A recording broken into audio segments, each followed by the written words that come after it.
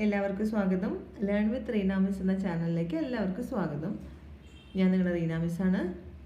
അപ്പോൾ നമ്മൾ ഇന്ന് 10th ഫസ്റ്റ് ചാപ്റ്ററിൻ്റെ രണ്ടാമത്തെ പോർഷൻ ഞാൻ അപ്ഡേറ്റ് ചെയ്തിട്ടുണ്ട്. ഇനി മൂന്നാമത്തെ ക്ലാസ്സാണ് ഇപ്പോൾ ഞാൻ നിങ്ങൾക്ക് വേണ്ടി എടുക്കുന്നത്.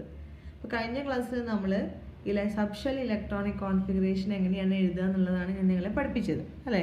നിങ്ങളെല്ലാവരും എഴുതി നോക്കിയിട്ടുണ്ടാവുമെന്ന് ഞാൻ കരുതുന്നു. അപ്പോൾ നമ്മൾ നിർത്തിയത് സ്കാൻഡിയത്തിൻ്റെ ഇലക്ട്രോണിക് കോൺഫിഗറേഷൻ എങ്ങനെ എഴുതാം എന്ന് വെച്ചിട്ടാണ് നമ്മൾ നിർത്തിയത്. സ്കാൻഡിയത്തിൻ്റെ ഇലക്ട്രോണിക് കോൺഫിഗറേഷൻ ഇങ്ങനെ എഴുതാം, അല്ലേ? നിങ്ങളെല്ലാവരും എഴുതി നോക്കിയിട്ടുണ്ടാവും, അല്ലേ? 1s2, 2s2, 2p6, 3s2, 3p6, 3p കഴിഞ്ഞാൽ എന്തിലോട്ടാണ് പോവുക? 4sലേക്കാണ് പോവുക. അത് കഴിഞ്ഞിട്ട് മാത്രമേ 3dയിലേക്ക് വരുള്ളൂ. അപ്പോൾ ഇങ്ങനെയാണ് സബ്ഷെൽ ഇലക്ട്രോണിക് കോൺഫിഗറേഷൻ എനർജിയുടെ ബേസിൽ എഴുതാം. ഓക്കെ, അക്കോർഡിംഗ് ടു ദെയർ എനർജിയാണിത്. താഴെ എഴുതിയിരിക്കുന്നത് അക്കോർഡിംഗ് ടു ദെയർ ഷെൽസ് ആണ്. ഷെല്ലിൻ്റെ ബേസിൽ നമ്മൾ എങ്ങനെ എഴുതുക? 1s2, 2s2, 2p6, 3s2, 3p6, 3d1, 4s2 എന്നാണ്. ഷെല്ലിൽ, അതായത് ഒന്നാമത്തെ ഷെല്ലിൽ 2 ഇലക്ട്രോൺസ്, അല്ലേ? കെ ഷെല്ലിൽ 2 ഇലക്ട്രോൺസ്. എൽ ഷെല്ലിൽ എത്ര ഇലക്ട്രോൺസ് വരും? 2 + 6 എത്ര വരും? 8. തേർഡ് ഷെല്ലിൽ എത്ര ഇലക്ട്രോൺസ് വരും? 2 + 6, 8 + 1, 9.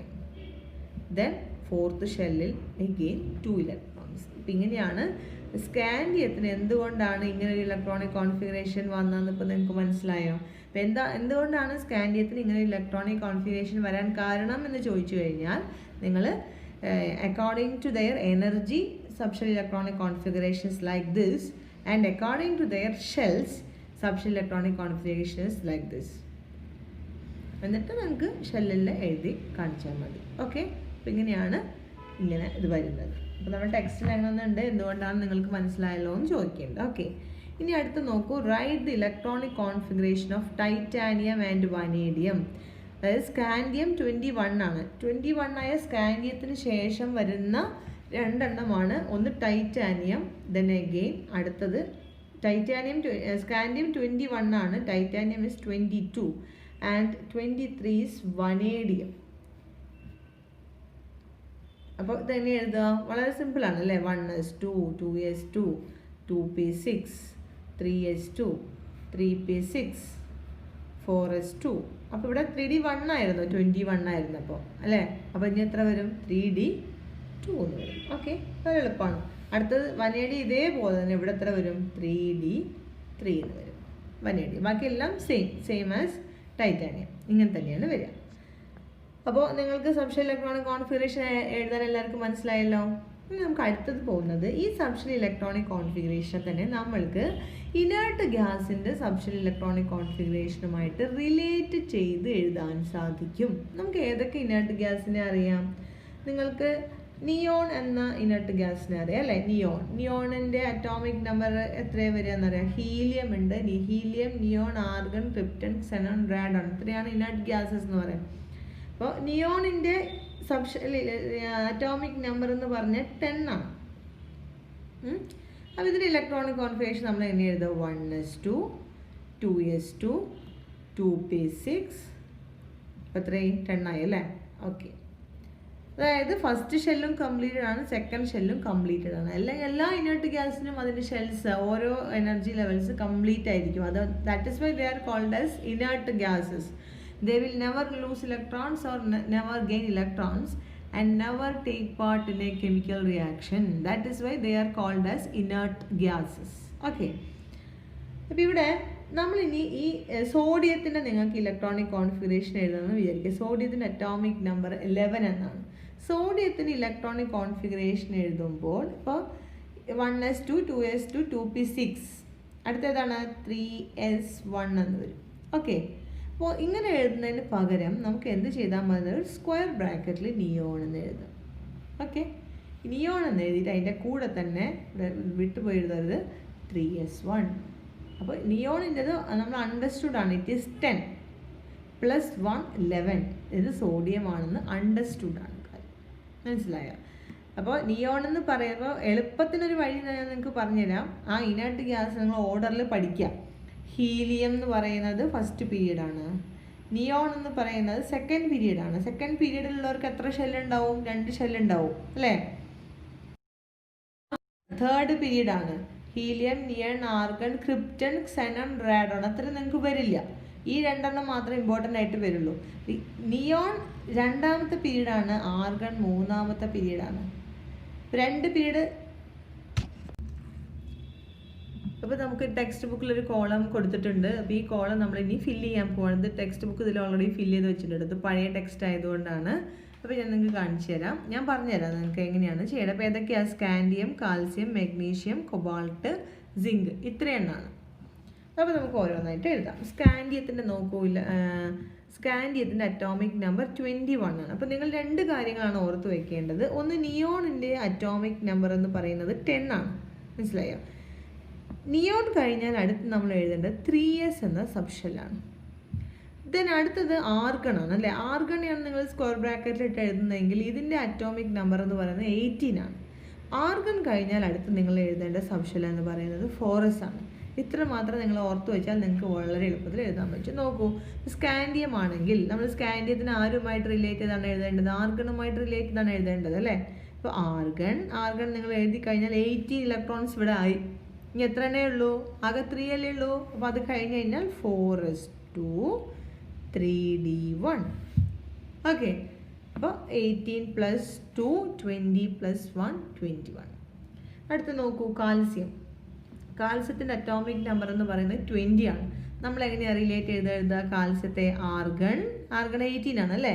ആർഗൺ കഴിഞ്ഞാൽ 4s2 18 + 2 എത്രയാണ്? 20 ആണ്. ഓക്കെ, അടുത്തത് മെഗ്നീഷ്യാണ്. മെഗ്നീഷ്യത്തിൻ്റെ അറ്റോമിക് നമ്പർ എന്ന് പറയുന്നത് 12 ആണ്. മെഗ്നീഷ്യത്തിൽ നമ്മൾ ആരോട്? ആർഗണുമായിട്ട് റിലേറ്റ് ചെയ്ത് എഴുതാൻ പറ്റില്ല, അവിടെ 18 ആണ് അല്ലേ?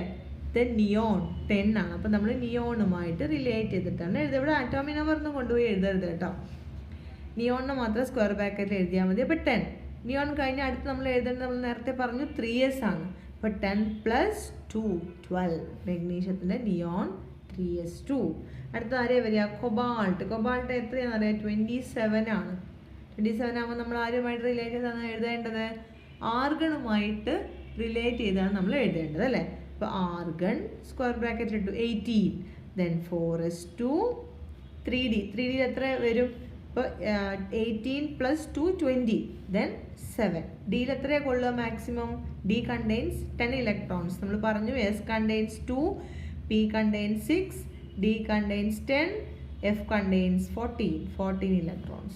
ഓക്കെ, ഇതിന് അടുത്ത് നോക്കൂ, സിങ്കിന് എത്രയാണെന്നറിയോ? 30 ആണ് സിങ്കിൻ്റെ ഇലക്ട്രോണിക് കോൺഫിഗറേഷൻ. നമ്മൾ എങ്ങനെ എഴുതുക? ആർഗൺ 18 വരും അല്ലേ? 4s2 20 വരും. 3dയിൽ 20 കഴിഞ്ഞാൽ അത്രയും കൂടെ ബാക്കിയുണ്ട് 10. 3d 10 കൊള്ളുമല്ലോ ഡിയിൽ. Then 3d 10. അപ്പം ഇങ്ങനെയാണ് നമ്മൾ ഇലക്ട്രോണിക് കോൺഫിഗറേഷൻ ആ കോളത്തിൽ തന്ന് നിങ്ങൾ എഴുതേണ്ടത്. ഇതിലാകെ ഓർത്തിരിക്കേണ്ട കാര്യം ഇതാണ്, നിയോണിൻ്റെ അറ്റോമിക് നമ്പർ 10 ആണ്. നിയോൺ കഴിഞ്ഞാൽ നിങ്ങൾ എഴുതേണ്ടത് 3s ആണ്.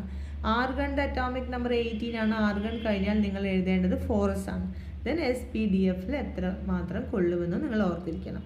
ഇനി നമ്മളുടെ അടുത്ത ടോപ്പിക് എന്ന് പറയുന്നത് peculiarity of the electronic configuration of chromium and copper ആണ്. ക്രോമിയത്തിൻ്റെയും കോപ്പറിൻ്റെയും ഇലക്ട്രോണിക് കോൺഫിഗറേഷനിലുള്ള പ്രത്യേകതകൾ എന്തൊക്കെയാണെന്നാണ്. അപ്പോൾ നമുക്ക് ആദ്യം ക്രോമിയത്തിൻ്റെയും കോപ്പറിൻ്റെയും ഇലക്ട്രോണിക് കോൺഫിഗറേഷൻ ഒന്ന് എഴുതി നോക്കാം എങ്ങനെയാണെന്നുള്ളത്. ക്രോമിയത്തിൻ്റെ അറ്റോമിക് നമ്പർ എന്ന് പറയുന്നത് ഇവിടെ തന്നിട്ടുണ്ട്. ഇറ്റ് ഈസ് 24 ആണ്. ഓക്കെ, കോപ്പർ ഈസ് 29 കേട്ടോ. അപ്പോൾ നമ്മൾ ക്രോമിയത്തിൻ്റെ എഴുതാൻ പോവുകയാണ്. നമുക്ക് പെക്യുലാരിറ്റി ഉണ്ടെന്ന് പറഞ്ഞുകൊണ്ട് നമുക്ക് ഇതിനെ റിലേറ്റ് ചെയ്തൊന്നും എഴുതണ്ട. ശരിക്കും നമുക്ക് എഴുതി നോക്കാം. It is 24. എത്ര വരും? 1s2 2s2 2p6 3s2. എത്രയായി? 3p6. ഇത് എത്രയായി? 10 8 18 അല്ലേ? 4s2 20. 3d4. മനസ്സിലായോ? 3d4. അപ്പോൾ ഇത്രയാണ് ക്രോമിയത്തിൻ്റെ കോൺഫിഗറേഷൻ എന്ന് പറയുന്നത്.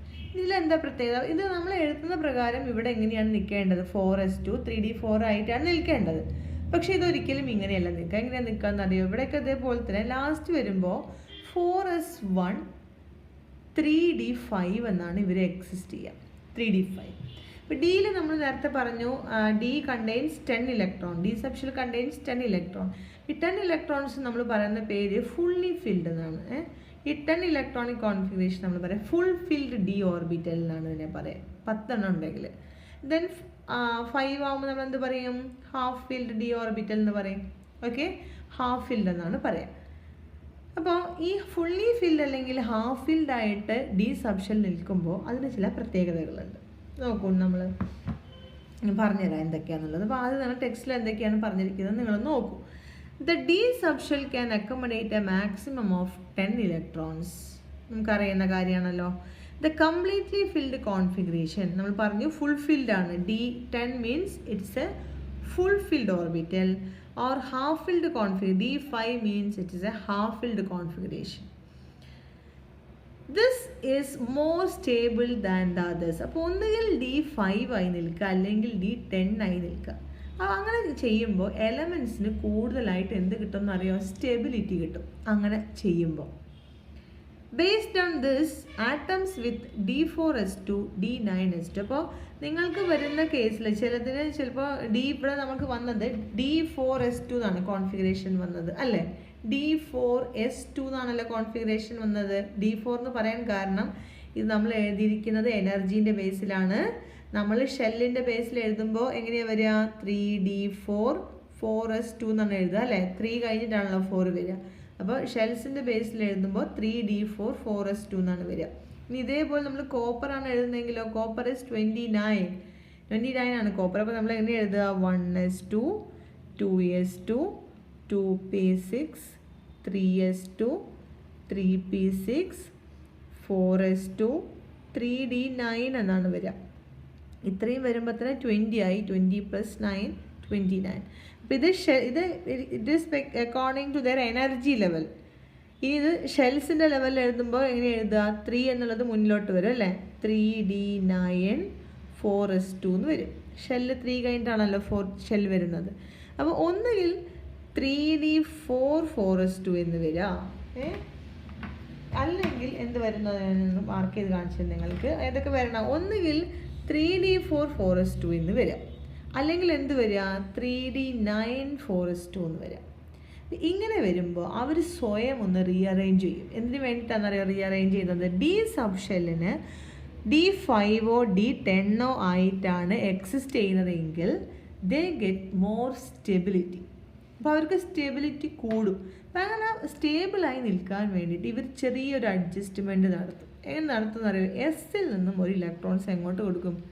ഡിയിലേക്ക് വന്നിട്ട് 3d5 4s1 ആവും. അപ്പോൾ എസും ഹാഫ് ഫിൽഡായി ഡിയും ഹാഫ് ഫിൽഡായി. എസിൽ 2 എണ്ണം വരുമ്പോൾ ഫുൾ ഫിൽഡ്, 1 വന്ന് ഹാഫ് ഫിൽഡ്.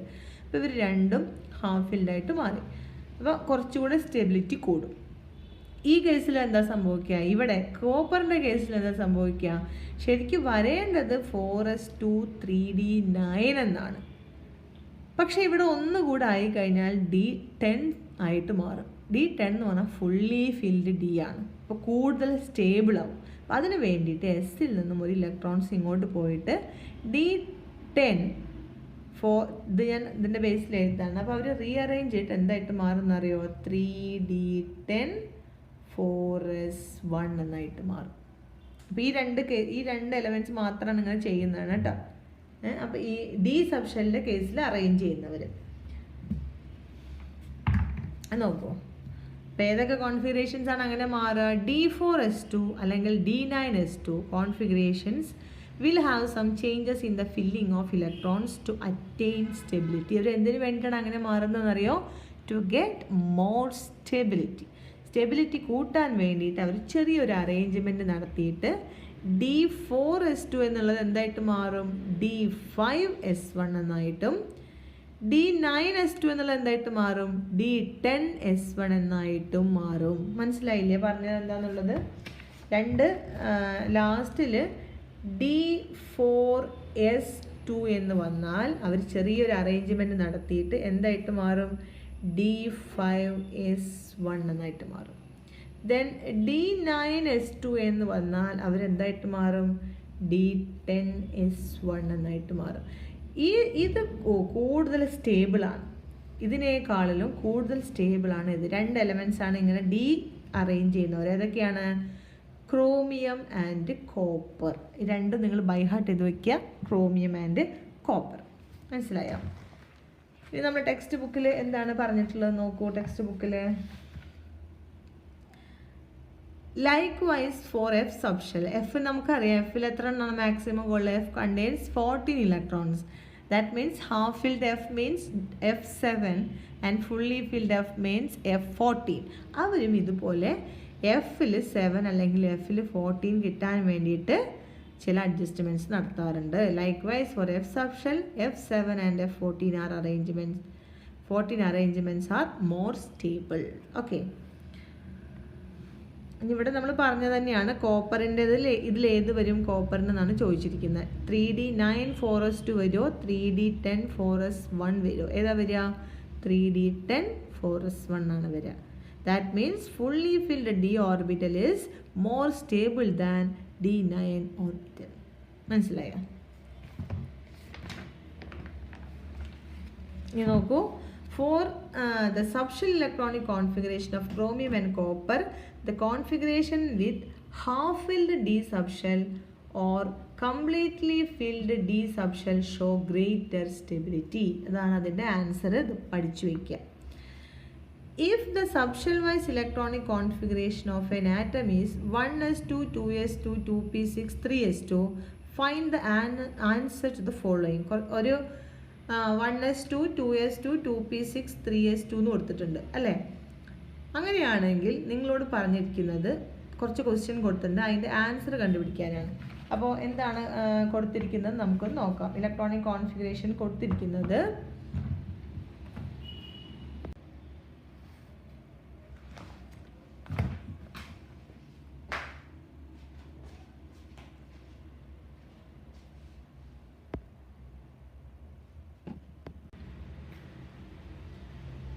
രണ്ട് പീരീഡ് അപ്പോൾ കംപ്ലീറ്റ് ചെയ്തു. ഇവിടെ തേർഡ് പീരീഡ് ആണ് അല്ലേ?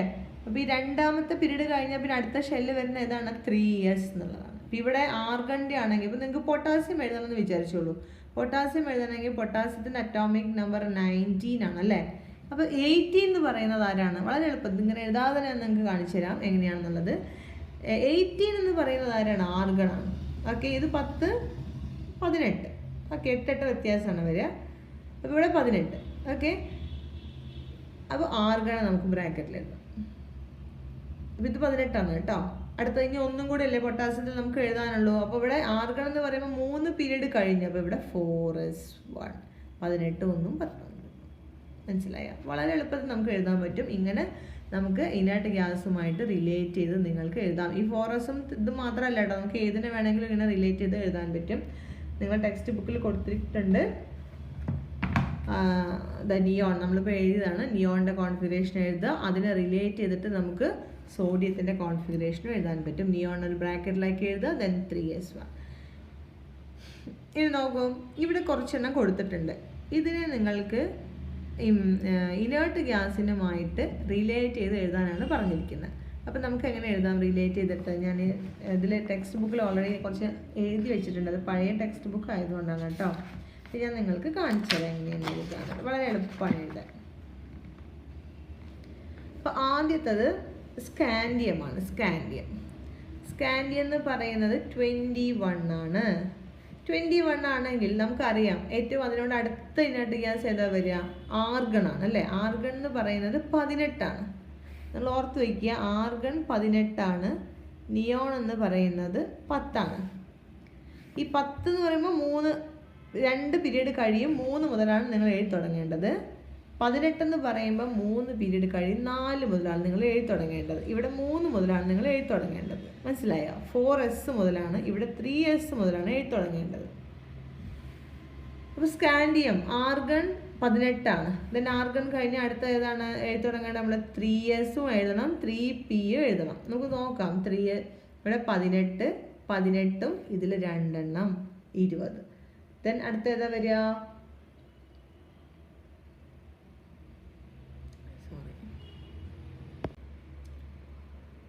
എല്ലാവർക്കും സ്വാഗതം. ലേൺ വിത്ത് റീന മിസ് എന്ന ചാനലിലേക്ക് എല്ലാവർക്കും സ്വാഗതം. ഞാൻ നിങ്ങളുടെ റീന മിസ്സാണ്. അപ്പോൾ നമ്മൾ ഇന്ന് 10th ഫസ്റ്റ് ചാപ്റ്ററിൻ്റെ 2ാമത്തെ പോർഷൻ ഞാൻ അപ്ഡേറ്റ് ചെയ്തിട്ടുണ്ട്. ഇനി 3ാമത്തെ ക്ലാസ്സാണ് ഇപ്പോൾ ഞാൻ നിങ്ങൾക്ക് വേണ്ടി എടുക്കുന്നത്. അപ്പോൾ കഴിഞ്ഞ ക്ലാസ്സിൽ നമ്മൾ സബ്ഷെൽ ഇലക്ട്രോണിക് കോൺഫിഗറേഷൻ എങ്ങനെയാണ് എഴുതുക എന്നുള്ളതാണ് ഞാൻ നിങ്ങളെ പഠിപ്പിച്ചത് അല്ലേ. നിങ്ങളെല്ലാവരും എഴുതി നോക്കിയിട്ടുണ്ടാവുമെന്ന് ഞാൻ കരുതുന്നു. അപ്പോൾ നമ്മൾ നിർത്തിയത് സ്കാൻഡിയത്തിൻ്റെ ഇലക്ട്രോണിക് കോൺഫിഗറേഷൻ എങ്ങനെ എഴുതാം എന്ന് വെച്ചിട്ടാണ് നമ്മൾ നിർത്തിയത്. സ്കാൻഡിയത്തിൻ്റെ ഇലക്ട്രോണിക് കോൺഫിഗറേഷൻ ഇങ്ങനെ എഴുതാം അല്ലേ. നിങ്ങളെല്ലാവരും എഴുതി നോക്കിയിട്ടുണ്ടാവും അല്ലേ. 1s2 2s2 2p6 3s2 3p6 3p കഴിഞ്ഞാൽ എന്തിലോട്ടാണ് പോവുക? 4sലേക്കാണ് പോവുക. അത് കഴിഞ്ഞിട്ട് മാത്രമേ 3dയിലേക്ക് വരുള്ളൂ. അപ്പോൾ ഇങ്ങനെയാണ് സബ്ഷെൽ ഇലക്ട്രോണിക് കോൺഫിഗറേഷൻ എനർജിയുടെ ബേസിൽ എഴുതാം. Okay, according to their എനർജിയാണിത്.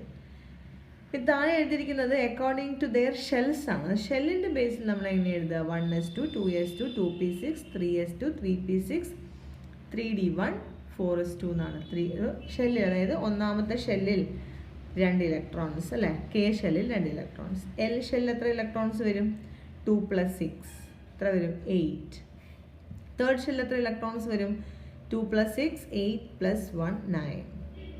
Then fourth ഷെല്ലിൽ അഗെയിൻ 2 ഇലക്ട്രോൺസ്. അപ്പം ഇങ്ങനെയാണ് സ്കാൻഡിയത്തിന് എന്തുകൊണ്ടാണ് ഇങ്ങനെ ഒരു ഇലക്ട്രോണിക് കോൺഫിഗറേഷൻ വന്നതെന്ന് ഇപ്പോൾ നിങ്ങൾക്ക് മനസ്സിലായോ? അപ്പോൾ എന്തുകൊണ്ടാണ് സ്കാൻഡിയത്തിന് ഇങ്ങനെ ഒരു ഇലക്ട്രോണിക് കോൺഫിഗറേഷൻ വരാൻ കാരണം എന്ന് ചോദിച്ചു കഴിഞ്ഞാൽ നിങ്ങൾ according to their energy subshell electronic configurations like this, and according to their shells subshell electronic configurations like this. എന്നിട്ട് നമുക്ക് ഷെല്ലിൽ എഴുതി കാണിച്ചാൽ മതി. ഓക്കെ, അപ്പോൾ ഇങ്ങനെയാണ് ഇത് വരുന്നത്. അപ്പോൾ നമ്മുടെ ടെക്സ്റ്റിൽ എങ്ങനെയുണ്ട്, എന്തുകൊണ്ടാണ് നിങ്ങൾക്ക് മനസ്സിലായല്ലോ എന്ന് ചോദിക്കേണ്ടത്. ഓക്കെ, ഇനി അടുത്ത് നോക്കൂ. Write the electronic configuration of titanium and vanadium.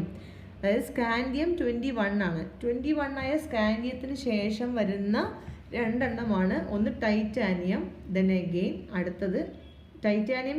Scandium 21 ആണ്, titanium is 22 and 23 is vanadium. അപ്പോൾ ഇതെങ്ങനെ എഴുതുക? വളരെ സിമ്പിളാണ് അല്ലേ. 1s2 2s2 2p6 3s2 3p6 4s2. അപ്പോൾ ഇവിടെ 3d1 ആയിരുന്നു, 21 ആയിരുന്നു അപ്പോൾ അല്ലേ. അപ്പോൾ ഇനി എത്ര വരും? 3d2 എന്ന് വരും. ഓക്കെ, വളരെ എളുപ്പമാണ്. അടുത്തത് വനേഡി ഇതേപോലെ തന്നെ ഇവിടെ എത്ര വരും? 3d3 എന്ന് വരും വനേഡി. ബാക്കിയെല്ലാം സെയിം ആസ് ടൈറ്റാനിയം. ഇങ്ങനെ തന്നെയാണ് വരിക.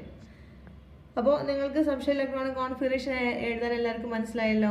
ഇനി നമുക്ക് അടുത്തത് പോകുന്നത് ഈ സബ്ഷെൽ ഇലക്ട്രോണിക് കോൺഫിഗറേഷൻ തന്നെ നമ്മൾക്ക് ഇനേർട്ട് ഗ്യാസിൻ്റെ സബ്ഷെൽ ഇലക്ട്രോണിക് കോൺഫിഗറേഷനുമായിട്ട് റിലേറ്റ് ചെയ്ത് എഴുതാൻ സാധിക്കും. നമുക്ക് ഏതൊക്കെ ഇനേർട്ട് ഗ്യാസിനെ അറിയാം? നിങ്ങൾക്ക് നിയോൺ എന്ന ഇനേർട്ട് ഗ്യാസിനെ അറിയാം അല്ലേ. നിയോണിൻ്റെ അറ്റോമിക് നമ്പർ എത്രയാണ് വരിക എന്നറിയാം. ഹീലിയം ഉണ്ട്, helium, neon, argon, krypton, xenon, radon. ഇത്രയാണ് ഇനേർട്ട് ഗ്യാസസ് എന്ന് പറയുന്നത്. അപ്പോൾ നിയോണിൻ്റെ അറ്റോമിക് നമ്പർ എന്ന് പറഞ്ഞാൽ 10 ആണ്. അപ്പോൾ ഇതിൻ്റെ ഇലക്ട്രോണിക് കോൺഫിഗറേഷൻ നമ്മൾ എങ്ങനെ എഴുതുക? 1s2 2s2 2p6 അപ്പോൾ എത്രയും 10 ആയി അല്ലേ. ഓക്കെ, അതായത് ഫസ്റ്റ് ഷെല്ലും കംപ്ലീറ്റഡ് ആണ്, സെക്കൻഡ് ഷെല്ലും കംപ്ലീറ്റഡ് ആണ്. എല്ലാ ഇനേർട്ട് ഗ്യാസിനും അതിൻ്റെ ഷെൽസ് ഓരോ എനർജി ലെവൽസ് കംപ്ലീറ്റ് ആയിരിക്കും. That is why they are called as inert gases. They will never lose electrons or never gain electrons and never take part in a chemical reaction. That is why they are called as inert gases. Okay. അപ്പോൾ ഇവിടെ നമ്മളിനി ഈ സോഡിയത്തിൻ്റെ നിങ്ങൾക്ക് electronic configuration എഴുതണമെന്ന് വിചാരിക്കുക. സോഡിയത്തിൻ്റെ atomic number 11 എന്നാണ്. സോഡിയത്തിന് electronic configuration എഴുതുമ്പോൾ ഇപ്പോൾ 1s2 2s2 2p6 അടുത്തേതാണ് 3s1 എന്ന് വരും. ഓക്കെ, അപ്പോൾ ഇങ്ങനെ എഴുതുന്നതിന് പകരം നമുക്ക് എന്ത് ചെയ്താൽ മതി? ഒരു സ്ക്വയർ ബ്രാക്കറ്റിൽ നിയോൺ എന്ന് എഴുതാം. ഓക്കെ, നിയോൺ എന്ന് എഴുതിയിട്ട് അതിൻ്റെ കൂടെ തന്നെ വിട്ടുപോയി എഴുതരുത് 3s1. അപ്പോൾ നിയോണിൻ്റെത് നമ്മൾ അണ്ടർസ്റ്റുഡ് ആണ്. It is 10 + 1 11. ഇത് സോഡിയം ആണെന്ന് അണ്ടർസ്റ്റുഡ് ആണ്. മനസ്സിലായോ? അപ്പോൾ നിയോൺ എന്ന് പറയുമ്പോൾ എളുപ്പത്തിനൊരു വഴി ഞാൻ നിങ്ങൾക്ക് പറഞ്ഞുതരാം. ആ ഇനേർട്ട് ഗ്യാസ് നിങ്ങൾ ഓർഡറിൽ പഠിക്കാം. ഹീലിയം എന്ന് പറയുന്നത് ഫസ്റ്റ് പീരീഡാണ്, നിയോൺ എന്ന് പറയുന്നത് സെക്കൻഡ് പീരീഡാണ്. സെക്കൻഡ് പീരീഡിലുള്ളവർക്ക് എത്ര ഷെല്ലുണ്ടാവും? 2 ഷെല്ലുണ്ടാവും അല്ലേ.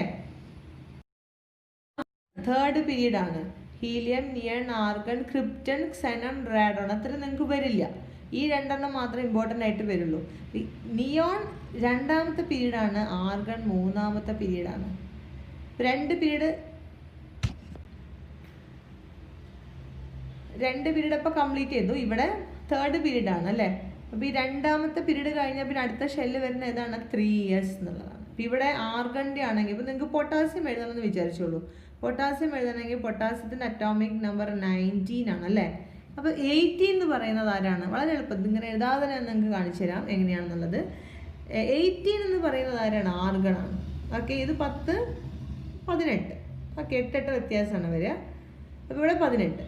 ഓക്കെ, അപ്പോൾ ആർഗൺ നമുക്ക് ബ്രാക്കറ്റിൽ എഴുതാം. അപ്പോൾ ഇത് 18 കേട്ടോ. അടുത്ത ഇനി ഒന്നും കൂടെ അല്ലേ പൊട്ടാസ്യത്തിൽ നമുക്ക് എഴുതാനുള്ളൂ. അപ്പോൾ ഇവിടെ ആർഗൺ എന്ന് പറയുമ്പോൾ 3 പീരീഡ് കഴിഞ്ഞു. അപ്പോൾ ഇവിടെ 4s1 18 1 11. മനസ്സിലായോ? വളരെ എളുപ്പത്തിൽ നമുക്ക് എഴുതാൻ പറ്റും. ഇങ്ങനെ നമുക്ക് ഇനേർട്ട് ഗ്യാസുമായിട്ട് റിലേറ്റ് ചെയ്ത് നിങ്ങൾക്ക് എഴുതാം. ഈ 4sഉം ഇത് മാത്രമല്ല കേട്ടോ, നമുക്ക് ഏതിനെ വേണമെങ്കിലും ഇങ്ങനെ റിലേറ്റ് ചെയ്ത് എഴുതാൻ പറ്റും. നിങ്ങൾ ടെക്സ്റ്റ് ബുക്കിൽ കൊടുത്തിട്ടുണ്ട് നിയോൺ, നമ്മളിപ്പോൾ എഴുതിയതാണ്. നിയോണിൻ്റെ കോൺഫിഗറേഷൻ എഴുതുക, അതിനെ റിലേറ്റ് ചെയ്തിട്ട് നമുക്ക് സോഡിയത്തിൻ്റെ കോൺഫിഗറേഷനും എഴുതാൻ പറ്റും. നിയോൺ ഒരു ബ്രാക്കറ്റിലേക്ക് എഴുതുക, ദെൻ 3s1. അപ്പോൾ നമുക്ക് ടെക്സ്റ്റ് ബുക്കിൽ ഒരു കോളം കൊടുത്തിട്ടുണ്ട്. അപ്പോൾ ഈ കോളം നമ്മൾ ഇനി ഫില്ല് ചെയ്യാൻ പോകുന്നത്. ടെക്സ്റ്റ് ബുക്ക് ഇതിൽ ഓൾറെഡി ഫില്ല് ചെയ്ത് വെച്ചിട്ടുണ്ട്. ഇത് പഴയ ടെക്സ്റ്റ് ആയതുകൊണ്ടാണ്. അപ്പോൾ ഞാൻ നിങ്ങൾക്ക് കാണിച്ചു തരാം, ഞാൻ പറഞ്ഞുതരാം നിങ്ങൾക്ക് എങ്ങനെയാണ് ചെയ്യേണ്ടത്. അപ്പോൾ ഏതൊക്കെയാണ്? Scandium, calcium, magnesium, cobalt, zinc, ഇത്രയെണ്ണമാണ്. അപ്പോൾ നമുക്ക് ഓരോന്നായിട്ട് എഴുതാം. സ്കാൻഡിയത്തിൻ്റെ നോക്കൂല, സ്കാൻഡിയത്തിൻ്റെ അറ്റോമിക് നമ്പർ 21 ആണ്. അപ്പോൾ നിങ്ങൾ 2 കാര്യങ്ങളാണ് ഓർത്ത് വയ്ക്കേണ്ടത്. ഒന്ന്, നിയോണിൻ്റെ അറ്റോമിക് നമ്പർ എന്ന് പറയുന്നത് 10 ആണ്. മനസ്സിലായോ? നിയോൺ കഴിഞ്ഞാൽ അടുത്ത് നമ്മൾ എഴുതേണ്ടത് 3s എന്ന സബ്ഷെല്ലാണ്. ദെൻ അടുത്തത് ആർഗണാണ് അല്ലേ. ആർഗണയാണ് നിങ്ങൾ സ്ക്വയർ ബ്രാക്കറ്റിലിട്ട് എഴുതുന്നതെങ്കിൽ ഇതിൻ്റെ അറ്റോമിക് നമ്പർ എന്ന് പറയുന്നത് 18 ആണ്. ആർഗൺ കഴിഞ്ഞാൽ അടുത്ത് നിങ്ങൾ എഴുതേണ്ട സബ്ഷെൽ എന്ന് പറയുന്നത് 4s ആണ്. ഇത്ര മാത്രം നിങ്ങൾ ഓർത്ത് വെച്ചാൽ നിങ്ങൾക്ക് വളരെ എളുപ്പത്തിൽ എഴുതാൻ പറ്റും. നോക്കൂ, സ്കാൻഡിയം ആണെങ്കിൽ നമ്മൾ സ്കാൻഡിയത്തിന് ആരുമായിട്ട് റിലേറ്റ് ചെയ്താണ് എഴുതേണ്ടത്? ആർഗണുമായിട്ട് റിലേറ്റ് ചെയ്താണ് എഴുതേണ്ടത് അല്ലേ. ഇപ്പോൾ ആർഗൺ നിങ്ങൾ എഴുതി കഴിഞ്ഞാൽ 18 ഇലക്ട്രോൺസ് ഇവിടെ ആയി. ഇനി എത്ര എണ്ണേ ഉള്ളൂ? ആകെ 3 അല്ലേ ഉള്ളൂ. അപ്പോൾ അത് കഴിഞ്ഞ് കഴിഞ്ഞാൽ 4s2 3d1. ഓക്കെ, അപ്പോൾ 18 + 2 20 + 1 21. അടുത്ത് നോക്കൂ, കാൽസ്യത്തിൻ്റെ അറ്റോമിക് നമ്പർ എന്ന് പറയുന്നത് 20 ആണ്. നമ്മൾ എങ്ങനെയാണ് റിലേറ്റ് എഴുതുക? കാൽസ്യത്തെ ആർഗൺ 18 ആണ് അല്ലേ. ആർഗൺ കഴിഞ്ഞാൽ 4s2 18 + 2 എത്രയാണ്? 20 ആണ്. ഓക്കെ, അടുത്തത് മെഗ്നീഷ്യമാണ്. മെഗ്നീഷ്യത്തിൻ്റെ അറ്റോമിക് നമ്പർ എന്ന് പറയുന്നത് 12 ആണ്. മെഗ്നീഷ്യത്തിൽ നമ്മൾ ആരോട്? ആർഗണുമായിട്ട് റിലേറ്റ് ചെയ്ത് എഴുതാൻ പറ്റില്ല, അവിടെ 18 ആണ് അല്ലേ. ദെൻ നിയോൺ 10 ആണ്. അപ്പോൾ നമ്മൾ നിയോണുമായിട്ട് റിലേറ്റ് ചെയ്തിട്ടാണ് എഴുതുക. ഇവിടെ അറ്റോമിക് നമ്പർ ഒന്നും കൊണ്ടുപോയി എഴുതരുത് കേട്ടോ. നിയോണിനെ മാത്രം സ്ക്വയർ ബ്രാക്കറ്റിൽ എഴുതിയാൽ മതി. അപ്പോൾ 10 നിയോൺ കഴിഞ്ഞ് അടുത്ത് നമ്മൾ എഴുതേണ്ടത് നമ്മൾ നേരത്തെ പറഞ്ഞു 3s ആണ്. അപ്പോൾ 10 + 2 12. മെഗ്നീഷ്യത്തിൻ്റെ നിയോൺ 3s2. അടുത്ത ആരെയാണ് വരിക? കൊബാൾട്ട് എത്രയാണെന്ന് അറിയാം? 27 ആണ്. 27 ആകുമ്പോൾ നമ്മൾ ആരുമായിട്ട് റിലേറ്റ് ചെയ്താണ് എഴുതേണ്ടത്? ആർഗണുമായിട്ട് റിലേറ്റ് ചെയ്താണ് നമ്മൾ എഴുതേണ്ടത് അല്ലേ. അപ്പോൾ ആർഗൺ സ്ക്വയർ ബ്രാക്കറ്റിൽ ഇട്ടു 18. ദെൻ 4s2 3d എത്ര വരും? അപ്പോൾ 18 + 2 20. ദെൻ 7. ഡിയിൽ എത്രയാണ് കൊള്ളുക മാക്സിമം? D contains 10 electrons. നമ്മൾ പറഞ്ഞു S contains 2, P contains 6, D contains 10, F contains 14 electrons. Okay, ഇതിന് അടുത്ത് നോക്കൂ, സിങ്കിന് എത്രയാണെന്നറിയോ? 30 ആണ് സിങ്കിൻ്റെ ഇലക്ട്രോണിക് കോൺഫിഗറേഷൻ. നമ്മൾ എങ്ങനെ എഴുതുക? ആർഗൺ 18 വരും അല്ലേ. 4s2 20 വരും.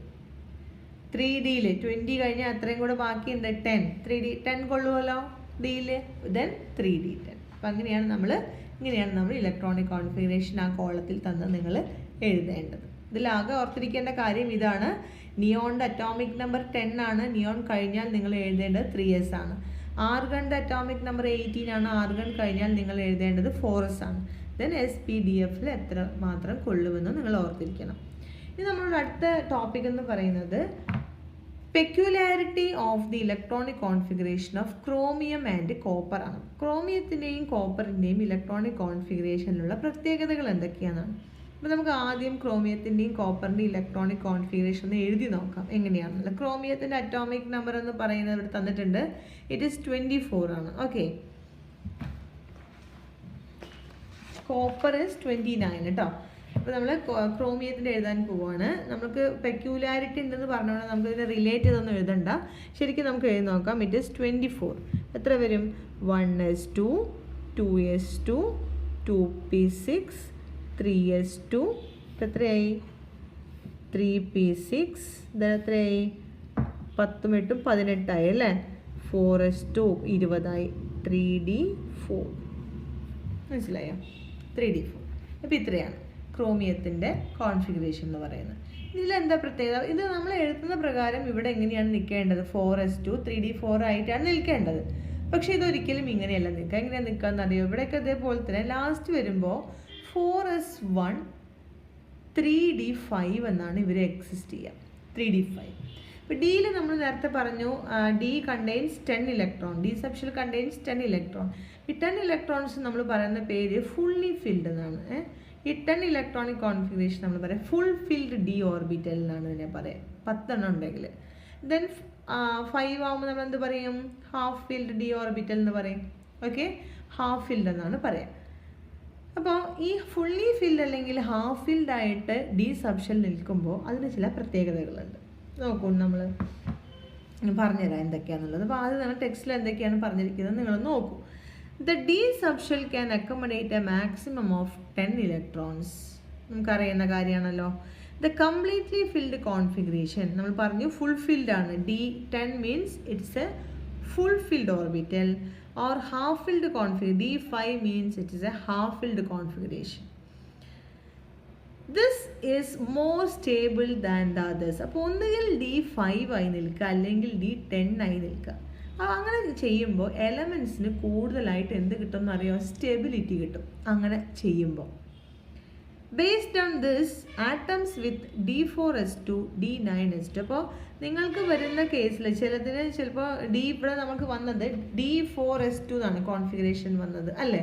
D4s2 എന്നാണല്ലോ കോൺഫിഗറേഷൻ വന്നത്. D4 എന്ന് പറയാൻ കാരണം ഇത് നമ്മൾ എഴുതിയിരിക്കുന്നത് എനർജീൻ്റെ ബേസിലാണ്. നമ്മൾ ഷെല്ലിൻ്റെ ബേസിൽ എഴുതുമ്പോൾ എങ്ങനെയാണ് വരിക? 3d4 4s2 എന്നാണ് എഴുതുക അല്ലേ? 3 കഴിഞ്ഞിട്ടാണല്ലോ 4 വരിക. അപ്പോൾ ഷെൽസിൻ്റെ ബേസിൽ എഴുതുമ്പോൾ 3d4 4s2 എന്നാണ് വരിക.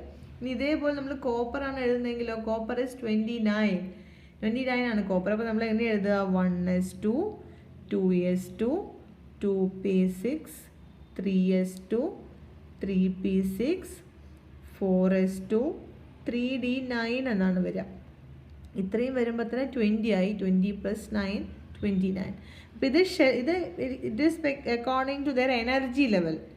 ഇനി ഇത് ഷെൽസിൻ്റെ ലെവലിൽ എഴുതുമ്പോൾ എങ്ങനെ എഴുതുക? 3 എന്നുള്ളത് മുന്നിലോട്ട് വരും അല്ലേ? 3d9 4s2 എന്ന് വരും. ഷെല്ല് 3 കഴിഞ്ഞിട്ടാണല്ലോ 4 ഷെല്ല് വരുന്നത്. അപ്പോൾ ഒന്നുകിൽ 3d4 4s2 എന്ന് വരിക, അല്ലെങ്കിൽ എന്ത് വരുന്നതെന്ന് മാർക്ക് ചെയ്ത് കാണിച്ചത് നിങ്ങൾക്ക്. ഏതൊക്കെ വരണം? ഒന്നുകിൽ 3d4 4s2 എന്ന് വരിക, അല്ലെങ്കിൽ എന്ത് വരിക? 3d9 4s2 എന്ന് വരിക. ഇങ്ങനെ വരുമ്പോൾ അവർ സ്വയം ഒന്ന് റീഅറേഞ്ച് ചെയ്യും. എന്തിനു വേണ്ടിയിട്ടാണെന്നറിയാം റീഅറേഞ്ച് ചെയ്യുന്നത്? ഡി സബ്ഷെല്ലിന് D5 D10 ആയിട്ടാണ് എക്സിസ്റ്റ് ചെയ്യുന്നതെങ്കിൽ ദേ ഗെറ്റ് മോർ സ്റ്റെബിലിറ്റി. അപ്പോൾ അവർക്ക് സ്റ്റെബിലിറ്റി കൂടും. അപ്പം അങ്ങനെ സ്റ്റേബിളായി നിൽക്കാൻ വേണ്ടിയിട്ട് ഇവർ ചെറിയൊരു അഡ്ജസ്റ്റ്മെൻറ്റ് നടത്തും. എങ്ങനെ നടത്തുമെന്ന് അറിയാം? എസ്സിൽ നിന്നും ഒരു ഇലക്ട്രോൺസ് എങ്ങോട്ട് കൊടുക്കും? ഡിയിലേക്ക് വന്നിട്ട് 3d5 4s1 ആവും. അപ്പോൾ എസ്സും ഹാഫ് ഫിൽഡായി ഡിയും ഹാഫ് ഫിൽഡായി. എസ്സിൽ 2 എണ്ണം വരുമ്പോൾ ഫുൾ ഫിൽഡ്, 1 വന്ന ഹാഫ് ഫിൽഡ്. അപ്പോൾ ഇവർ രണ്ടും ഹാഫ് ഫിൽഡായിട്ട് മാറി. അപ്പോൾ കുറച്ചുകൂടെ സ്റ്റെബിലിറ്റി കൂടും. ഈ കേസിൽ എന്താ സംഭവിക്കുക? ഇവിടെ കോപ്പറിൻ്റെ കേസിൽ എന്താ സംഭവിക്കുക? ശരിക്കും വരേണ്ടത് 4s2 3d9 എന്നാണ്. പക്ഷേ ഇവിടെ ഒന്നുകൂടെ ആയിക്കഴിഞ്ഞാൽ D10 ആയിട്ട് മാറും. D10 എന്ന് പറഞ്ഞാൽ ഫുള്ളി ഫിൽഡ് ഡി ആണ്. അപ്പോൾ കൂടുതൽ സ്റ്റേബിൾ ആവും. അപ്പോൾ അതിന് വേണ്ടിയിട്ട് എസ്സിൽ നിന്നും ഒരു ഇലക്ട്രോൺസ് ഇങ്ങോട്ട് പോയിട്ട് D10 ഇത് ഞാൻ ഇതിൻ്റെ ബേസിൽ എഴുതാണ്. അപ്പോൾ അവർ റീഅറേഞ്ച് ചെയ്തിട്ട് എന്തായിട്ട് മാറുമെന്നറിയോ? 3d10 4s1 എന്നായിട്ട് മാറും. അപ്പോൾ ഈ രണ്ട് എലമെൻറ്റ്സ് മാത്രമാണ് നിങ്ങൾ ചെയ്യുന്നതാണ് കേട്ടോ. അപ്പോൾ ഈ ഡി സബ്ഷെല്ലിൻ്റെ കേസിൽ അറേഞ്ച് ചെയ്യുന്നവർ നോക്കൂ. അപ്പോൾ ഏതൊക്കെ കോൺഫിഗറേഷൻസ് ആണ് അങ്ങനെ മാറുക? D4s2 അല്ലെങ്കിൽ D9s2 configurations will have some changes in the filling of electrons to attain stability. അവർ എന്തിനു വേണ്ടിയിട്ടാണ് അങ്ങനെ മാറുന്നതെന്നറിയോ? To get more stability. Stability കൂട്ടാൻ വേണ്ടിയിട്ട് അവർ ചെറിയൊരു അറേഞ്ച്മെൻറ്റ് നടത്തിയിട്ട് D4s2 എന്നുള്ളത് എന്തായിട്ട് മാറും? D5s1 എന്നായിട്ടും D9s2 എന്നുള്ളത് എന്തായിട്ട് മാറും? D10s1 എന്നായിട്ടും മാറും. മനസ്സിലായില്ലേ പറഞ്ഞത് എന്താണെന്നുള്ളത്? രണ്ട് ലാസ്റ്റിൽ D4s2 എന്ന് വന്നാൽ അവർ ചെറിയൊരു അറേഞ്ച്മെൻറ്റ് നടത്തിയിട്ട് എന്തായിട്ട് മാറും? D5s1 എന്നായിട്ട് മാറും. ദെൻ D9s2 എന്ന് വന്നാൽ അവരെന്തായിട്ട് മാറും? D10s1 എന്നായിട്ട് മാറും. ഇത് കൂടുതൽ സ്റ്റേബിളാണ്, ഇതിനേക്കാളിലും കൂടുതൽ സ്റ്റേബിളാണ് ഇത്. രണ്ട് എലമെൻറ്റ്സ് ആണ് ഇങ്ങനെ ഡി അറേഞ്ച് ചെയ്യുന്നവർ. ഏതൊക്കെയാണ്? Chromium and copper. ഈ രണ്ടും നിങ്ങൾ ബൈ ഹാർട്ട് ചെയ്ത് വയ്ക്കുക, ക്രോമിയം ആൻഡ് കോപ്പർ. മനസ്സിലായോ? ഇനി നമ്മുടെ ടെക്സ്റ്റ് ബുക്കിൽ എന്താണ് പറഞ്ഞിട്ടുള്ളത് നോക്കൂ. ടെക്സ്റ്റ് ബുക്കിൽ likewise for F subshell. F നമുക്കറിയാം, Fൽ എത്ര എണ്ണമാണ് മാക്സിമം ഉള്ളത്? F contains 14 electrons. That means half filled F means F7 and fully filled F means F14. അവരും ഇതുപോലെ Fൽ 7 അല്ലെങ്കിൽ Fൽ 14 കിട്ടാൻ വേണ്ടിയിട്ട് ചില അഡ്ജസ്റ്റ്മെൻറ്റ്സ് നടത്താറുണ്ട്. Likewise for F subshell, F7 and F14 are arrangements. 14 arrangements are more stable. Okay. ഇവിടെ നമ്മൾ പറഞ്ഞത് തന്നെയാണ്. കോപ്പറിൻ്റെ ഇതിലേത് വരും കോപ്പറിനെന്നാണ് ചോദിച്ചിരിക്കുന്നത്. 3D9 വരുമോ 3D10 വരുമോ? ഏതാ വരിക? 3D10 ആണ് വരിക. That means fully filled D orbital is more stable than D9 orbital. മനസ്സിലായോ? ഇനി നോക്കൂ. For the subshell electronic configuration of chromium and copper, the configuration with half-filled D subshell or completely filled D subshell show greater stability. അതാണ് അതിൻ്റെ answer. ഇത് പഠിച്ചു വയ്ക്കുക. If the subshell-wise electronic configuration of an atom is 1s2, 2s2, 2p6, 3s2, find the answer to the following. ഒരു 1s2, 2s2, 2p6, 3s2 എന്ന് കൊടുത്തിട്ടുണ്ട് അല്ലേ? അങ്ങനെയാണെങ്കിൽ നിങ്ങളോട് പറഞ്ഞിരിക്കുന്നത് കുറച്ച് ക്വസ്റ്റ്യൻ കൊടുത്തിട്ടുണ്ട്, അതിൻ്റെ ആൻസർ കണ്ടുപിടിക്കാനാണ്. അപ്പോൾ എന്താണ് കൊടുത്തിരിക്കുന്നത് നമുക്കൊന്ന് നോക്കാം. ഇലക്ട്രോണിക് കോൺഫിഗറേഷൻ കൊടുത്തിരിക്കുന്നത്, അപ്പോൾ നോക്കൂ, നമ്മുടെ ടെക്സ്റ്റിൽ ഇങ്ങനൊരു ചോദ്യം കൊടുത്തിട്ടുണ്ട്. 1s2, 2s2, 2p6, 3s2. ഇനി നമുക്ക് ഫസ്റ്റ് ചോദ്യം എന്താണെന്നറിയാം? ഫസ്റ്റ് ക്വസ്റ്റ്യൻ എന്ന് പറഞ്ഞാൽ how many shells are present in this atom? How many shells are present in this atom? First shell, this is second shell, this is third shell. So how many shells are present in this atom? It is 3. ഏതൊക്കെയാണ് 3? K, L and M shell ആണ് അല്ലേ? ഈ രണ്ടാമത്തെ question നോക്കൂ. Which are the subshells of each shell? ഏതൊക്കെയാണ് each ഷെല്ലിലെ subshells ഏതൊക്കെയാണെന്നാണ് നമ്മൾ ചോദിച്ചിട്ടുള്ളത്. First ഷെല്ലിൽ, അതായത് കെ ഷെല്ലിലുള്ള സബ്ഷെൽ ഏതാണ്? ആകെ ഒരേ ഒരു സബ്ഷെല്ലേ ഉള്ളൂ. ഏതാണത്? S subshell. സെക്കൻഡ് ഷെല്ലിൽ ഏതാണ്? അതായത് എൽ ഷെല്ലിൽ ഏതൊക്കെയുണ്ട്? S and P. എസും ഉണ്ട് പിയും ഉണ്ട് അല്ലേ? ദെൻ തേർഡ് ഷെൽ നോക്കൂ. തേർഡ് ഷെൽ എം ഷെല്ലിൽ ഏതാണുള്ളത്? It is S, only S. അപ്പോൾ ഇതൊക്കെയാണ് സബ്ഷെൽസ്. മൂന്നാമത്തെ ക്വസ്റ്റ്യൻ നോക്കൂ. Which is the subshell to which the last electron was added? Last electron add ചെയ്ത സബ്ഷെൽ ഏതാണ്? ലാസ്റ്റ് ഇലക്ട്രോൺ ആഡ് ചെയ്ത സബ്ഷെൽ ഏതാണ്? It is 3s. 3s എന്ന സബ്ഷെല്ലിലേക്കാണ് ലാസ്റ്റ്. എത്ര ഇലക്ട്രോൺസ് ഉണ്ട്? How many electrons are added? 2 electrons. അടുത്ത question നോക്കൂ. What is the total number of electrons in this atom? ഏതാണ് total number of electrons? How many electrons? 2 plus 2, 4, 4 plus 6, 10, 10 plus 2, 12. 12 electrons അല്ലേ? അടുത്ത question നോക്കൂ. What is its atomic number? എത്ര atomic number എത്രയാവും? Atomic number means number of electrons or number of protons അല്ലേ? In this case number of electrons is 12. So atomic number of this atom is also 12. Then അടുത്ത question നോക്കൂ. How can the subshell electronic configuration be written in short form? എങ്ങനെ short ഫോമിൽ എഴുതുക? Short ഫോമിൽ എഴുതാൻ നമ്മളൊരു വഴി പഠിച്ചിട്ടുണ്ട് അല്ലേ? അറ്റോമിക് നമ്പർ 12 ആണെങ്കിൽ നമ്മൾ ഏറ്റവും അടുത്ത ഏതാണ്? നമ്മുടെ നിയോൺ ആണ്. 10 10 നിയോണിന് 10 ആണ്. നിയോൺ കഴിഞ്ഞാൽ നമ്മൾ എഴുതേണ്ട 3s ആണ്. 3s contains 2. 10 + 2 12.